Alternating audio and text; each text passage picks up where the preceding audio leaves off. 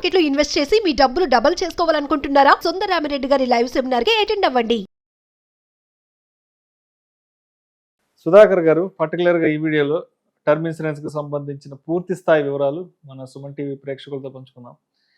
ఇప్పుడు term insurance తీసుకోవాలి అంటే బయట ఈ ప్రైవేట్ బ్యాంకుల్లో కానీ లేదంటే ప్రైవేట్ ఏజెన్సీస్లో టర్మ్ ఇన్సూరెన్స్ తీసుకోవాలి అంటే ఆ తీసుకునే వాళ్ళ ఎడ్యుకేషన్ క్వాలిఫికేషన్ ఏంటి, వాళ్ళ జాబ్ ఏంటి, వాళ్ళ ప్రొఫెషనల్గా ఎలా ఉన్నారు, వాళ్ళ ప్రొఫెషనల్ లైఫ్ స్టైల్ ఏంటి, వాళ్ళకి సంవత్సరానికి ఎంత ప్యాకేజ్ వస్తుందంటూ కూడా ఇలాంటి అన్ని రకాల ఫ్యాక్టర్స్ని దృష్టిలో ఉంచుకొని వాళ్ళు వాటి కనుక సంతృప్తి చెందితే టర్మ్ ఇన్సూరెన్స్ అనేది మనం ప్రైవేట్ బ్యాంకుల నుంచి ప్రైవేట్ సంస్థల నుంచి తీసుకోవచ్చు.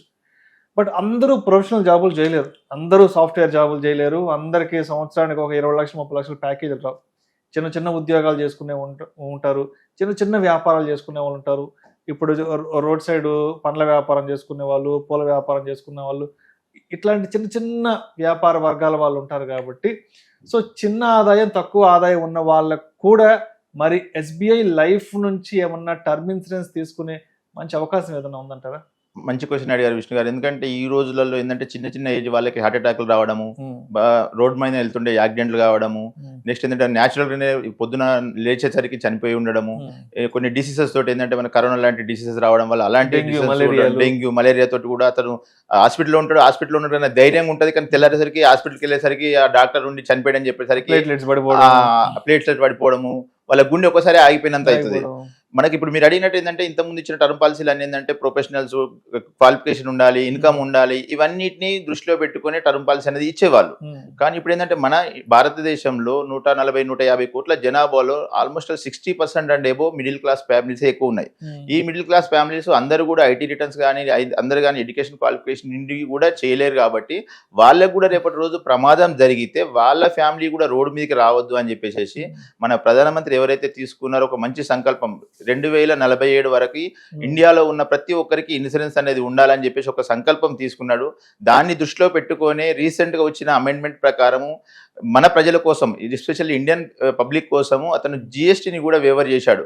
ఎందుకంటే ఇంతకుముందు తీసుకున్న పాలసీకి ఇప్పుడు తీసుకున్న పాలసీకి అమౌంట్ అనేది తగ్గడం వల్ల ఎక్కువ పబ్లిక్ యూజ్ అవుతుంది. ఎందుకంటే ప్రతి ఒక్కరు ఇన్సూరెన్స్ లోకి రావాలని చెప్పేసి ఎవరైతే మన గవర్నమెంట్ ఉందో మంచి సంకల్పంతో ఈ జిఎస్టీని కూడా రద్దు చేసింది.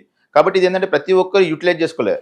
మీరు అన్నట్టు ఏంటంటే ప్రతి ఒక్కరు ఇప్పుడు సినిమాలలో స్టూడియోలో పనిచేసే వాళ్ళు ఉంటారు, నెక్స్ట్ ఫ్యాక్టరీలో పనిచేసే వాళ్ళు ఉంటారు, కెమికల్ ఫ్యాక్టరీలలో పనిచేసే వాళ్ళు ఉంటారు, డ్రైవర్స్ రోడ్ల మీద నడుస్తుంటారు, రోడ్ల మీద ఎప్పుడు 24/7 లారీల మీద డ్రైవ్ చేసే వాళ్ళు ఉంటారు. వీళ్ళకి ఏంటంటే అనుకోని సందర్భాల్లో ఎక్కడ ఏం జరుగుతుందో తెలియదు. ఈవెన్ మనము మన జాగ్రత్తలో వెళ్ళినా కూడా ఎదుటోడు కూడా జాగ్రత్త రావాలనేది లేదు. కాబట్టి ఇలాంటి అందరినీ దృష్టిలో పెట్టుకొని మనకు ఎస్బీఐ లైఫ్ నుంచి స్మార్ట్ స్వధాన్ నియో అనే ఒక కొత్త పాలసీని తీసుకొని రావడం జరిగింది. స్మార్ట్ స్వధాన్ నియో అనే కొత్త పాలసీని తీసుకొని రావడం జరిగింది. ఇందులో మనకు అప్ టు 25 lakhs వరకు ఎలాంటి ఎడ్యుకేషన్ కానీ ఎలాంటి ఇన్కమ్ ప్రూఫ్ ను కూడా ఒక వేవర్గా చేసేసింది కంపెనీ, సబ్సిడీ లెక్క చేసేసింది. ఎందుకంటే అందరికీ ఇవ్వాలని, అందుబాటులోకి రావాలని చెప్పేసి. కాబట్టి మనకి ఏంటంటే అక్కడ ఐటీఆర్స్ ఉండాలి, లేకపోతే సాలరీ స్లిప్స్ ఉండాలి, బ్యాంక్ స్టేట్మెంట్లు ఉండాలి అనేది అలాంటి ఏం లేకుండా కూడా మనకి ఇక్కడ ఈ పాలసీలో ప్రతి ఒక్కరికి మినిమం 5 లక్షల నుంచి కవరేజ్ నుంచి మ్యాక్సిమం 25 లక్షల కవరేజ్ వరకు మిడిల్ క్లాస్ ఫ్యామిలీస్ ఉంటాయి. చిన్న చిన్న తోపుడు బండ్లు నడుపుకునే వాళ్ళు, అరటి పనులు అమ్ముకునే వాళ్ళు ఉంటారు, వాళ్ళ ఫ్యామిలీలు చిన్నగా ఉంటాయి.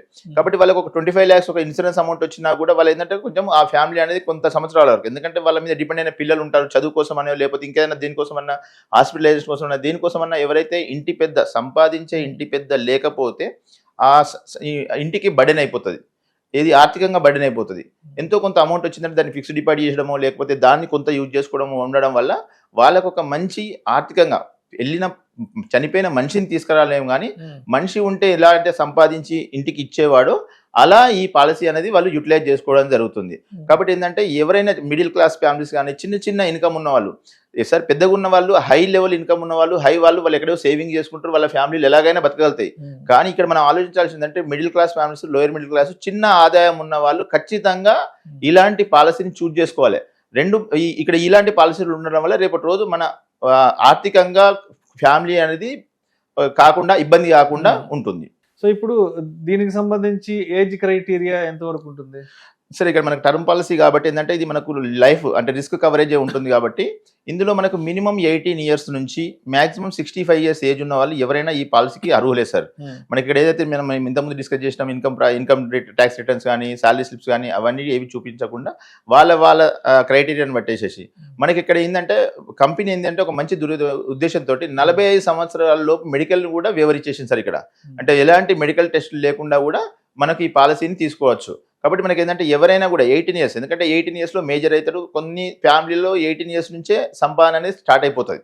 కాబట్టి ఎవరైతే సంపాదిస్తున్నారో వాళ్ళ పేరులో ఖచ్చితంగా ఒక పాలసీ తీసుకుంటే రేపటి రోజు వాళ్ళకి ఇబ్బంది కాకుండా ఉంటుంది. కాబట్టి 18 ఇయర్స్ నుంచి 65 ఇయర్స్ ఏజ్ లోపు ఉన్న ఏ వాళ్ళైనా, ఈవెన్ మేల్ అయినా ఫీమేల్ అయినా ఎవరైనా కూడా ఈ పాలసీని తీసుకోవచ్చు.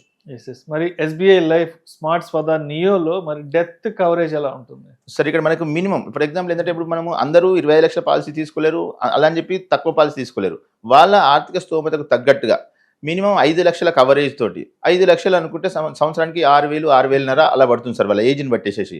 6,000 అంటే మంత్లీ ఒక 5,000 రూపీస్ 500 రూపీస్ అలా వాళ్ళు కనుక ఎక్స్పెండిచర్ తీసుకోగలిగితే వాళ్ళకి ఒక 5 లక్షల నుంచి 25 లక్షల లోపు వాళ్ళకు ఇప్పుడు మనకు నేను సంపాదించే కెపాసిటీ ఎంతో నాకు తెలుసు కాబట్టి నాకు ఎంత అవసరం ఉంటుంది, 20 లక్షలు అవసరం ఉంటుందా, 15 లక్షలు అవసరం ఉంటుందా, 10 లక్షలు అవసరం ఉంటుందా అనేది మనం దృష్టిలో పెట్టుకొని మాక్సిమం మనం 25 లక్షలు తీసుకోవచ్చు. మినిమం 5 లక్షల నుంచి స్టార్ట్ చేసుకోవడానికి అవకాశం ఉంది సార్ ఇది. రైట్. అండ్ అదేవిధంగా ఎక్స్ట్రా రైడర్స్ ఏముంటాయి దీంట్లో? మంచి క్వశ్చన్ అడిగారు విష్ణు గారు. ఎందుకంటే ఇవాళ ఉన్న సందర్భాల్లో నార్మల్ రిస్క్ కంటే ఎక్కువ యాక్సిడెంటల్ రిస్క్ ఎక్కువ జరుగుతున్నాయి.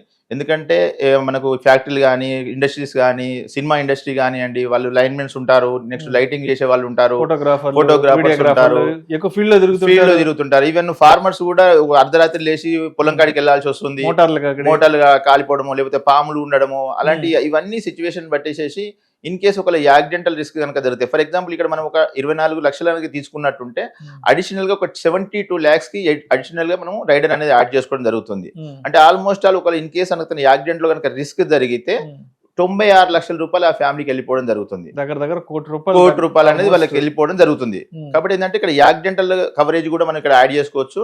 దాంతో పాటుగా పర్మనెంట్ పార్షియల్ డిజబిలిటీ మనం డిస్కస్ చేసినప్పుడు ఫర్ ఎగ్జాంపుల్ యాక్సిడెంట్ కానీ నార్మల్ రిస్క్ అయినప్పుడు నార్మల్ రిస్క్ అయితే ఎలాంటి ఉండదు. In case suppose some times accident అవుతుంది కానీ మనిషి చనిపోడు, సివియర్ ఇంజురీ అయిపోతాడు, ఏమైనా ఆర్గాన్స్ కోల్పోయినప్పుడు అలాంటి సందర్భాల్లో కూడా మిగిలిన కట్టాల్సిన ప్రీమియాలు కట్టకుండా ఆ ఎంతైతే మనం కవర్ తీసుకున్నామో ఆ కవర్ అమౌంట్ అతనికి ఇచ్చేసి మళ్ళీ డెత్ జరిగినప్పుడు మళ్ళీ డెత్ అమౌంట్ కూడా ఆ ఫ్యామిలీకి ఇవ్వడం జరుగుతుంది. కాబట్టి మనకి ఇక్కడ రైడర్ యాడ్ చేసుకోవడం అనేది ఒక మంచి ఉద్దేశం. అండ్ అదేవిధంగా tax benefits and tax proceedings ఎలా ఉంటాయి ఎస్బీఐ లైఫ్ స్మార్ట్ స్వదా నియోలో?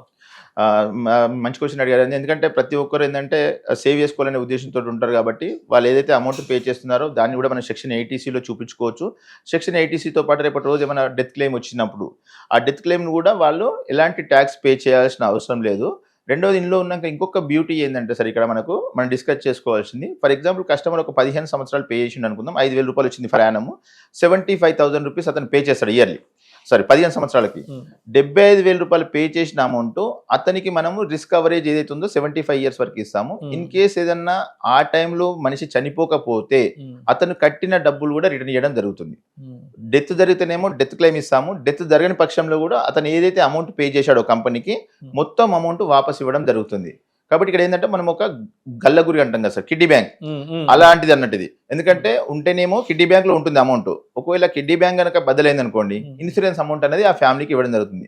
జస్ట్ మనం ఒక సేవింగ్ అకౌంట్ లో పెట్టుకున్నట్టు అనుకోండి, ఇవాళ ప్రతి ఒక్కరు 5,000-6,000 రూపాయలు 10,000 రూపాయలు సేవింగ్ అకౌంట్ లో ఉంటుంది.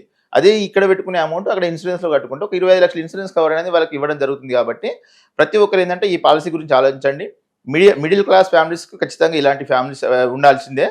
ప్రతి ఒక్కరు ఎలాంటి జాబ్ చేసేటోళ్ళైనా ఎవరైనా కూడా ఈ పాలసీ తీసుకోవచ్చు. కాబట్టి ప్రతి ఒక్కరు దీని మీద కొంచెం శ్రద్ధ చూపించేసి ఎస్పెషల్లీ రిస్కీ జాబ్ చేసే వాళ్ళు ఖచ్చితంగా ఉండాలని నేను కోరుకుంటున్నాను సార్. సో మరి ఎస్బీఐ లైఫ్ టర్మ్ స్మార్ట్ స్వదా నియోకి సంబంధించి రెగ్యులర్ గా ఎవరైనా కాల్ చేసినప్పుడు లేదంటే బయట మిమ్మల్ని కలిసినప్పుడు తరచుగా అడిగే కామన్ క్వశ్చన్స్ ఏముంటాయి? రెగ్యులర్ గా వాళ్ళు మనకు అడిగేటప్పుడు ఏంటంటే సార్ ఇది నేను తీసుకోవచ్చా, నాకు ఎలిజిబిలిటీ ఉందా, నేను ఎంతవరకు తీసుకోవచ్చు, ఎంత కవర్ నాకు వస్తుంది అని చెప్పేసి వాళ్ళు రెగ్యులర్గా అడగడం జరుగుతుంది. మనం ఇమీడియట్గా ఏంటంటే వాళ్ళ డేట్ ఆఫ్ బర్త్ పెట్టేసి మనకి ప్రీమియం అనేది క్యాలిక్యులేట్ అవుతుంది. ఎవరైతే చిన్న ఏజ్ ఉన్న వాళ్ళకు తక్కువ ప్రీమియం వస్తుంది, కొంచెం ఏజ్ ఎక్కువ ఉన్న వాళ్ళకి కొంచెం ఎక్కువ ప్రీమియం వస్తుంది.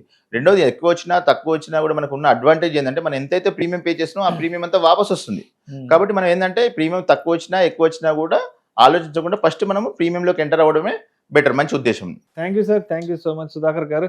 థ్యాంక్ యూ అండి, థ్యాంక్ యూ విష్ణు గారు.